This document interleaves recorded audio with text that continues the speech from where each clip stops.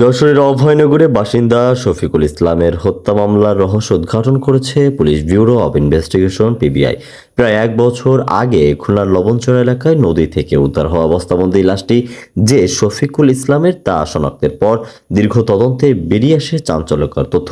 এ ঘটনায় মূল আসামিকে গ্রেপ্তার করা হয়েছে। তিনি আদালতে স্বীকারোক্তিমূলক জবানবন্দি দিয়েছেন। আটককৃত আসামি দিন ইসলাম অভয়নগর উপজেলার ভুগিলহাট গ্রামের আব্দুর রহিম শেখের ছেলে। পিবিআই সূত্রে জানা গেছে 2025 সালের 26 আগস্ট খুলনার লবণচড়া থানায় পটিমারি এলাকার কাজী বাছা নদীর তীরে একটি বস্তাবন্দি লাশ ভেসে থাকতে দেখে স্থানীয়রা পুলিশে খবর দেয়। রূপসা নৌ পুলিশ ঘটনাস্থল থেকে পচন ধরা অজ্ঞাতনামা এক ব্যক্তির মরদেহ উদ্ধার করে। প্রাথমিক পরিচয় শনাক্ত করা না গেলেও পরে ডিএনএ পরীক্ষার মাধ্যমে জানা যায় নিহত ব্যক্তি যশোরের অভয়নগর উপজেলার পোতপাড়া গ্রামের মৃত মোহাম্মদ আব্দুল মান্নানের ছেলে মোহাম্মদ শফিকুল ইসলাম চন্ন।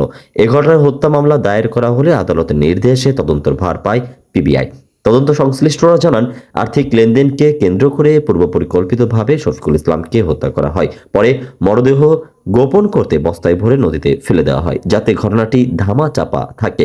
এ ঘটনায় যশোরের অভয়নগরের দিন ইসলাম শেখ সহ কয়েকজনের সংশ্লিষ্টতার তথ্য পায় পিবিআই। তথ্য প্রযুক্তির সহায়তায় অবস্থান শনাক্ত করে গত 21 এপ্রিল 2026 বরিশাল মহানগরের এয়ারপোর্ট থানা এলাকা থেকে দিন ইসলাম শেখকে গ্রেপ্তার করে পিবিআইয়ের একটি দল।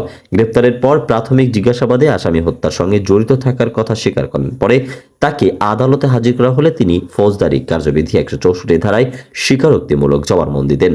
পিবিআই কর্মকর্তারা জানিয়েছেন, এই হত্যাকাণ্ডে আরও ব্যক্তির জড়িত থাকার সম্ভাবনা রয়েছে। তাদের শনাক্ত ও গ্রেপ্তারের অভিযান অব্যাহত রয়েছে।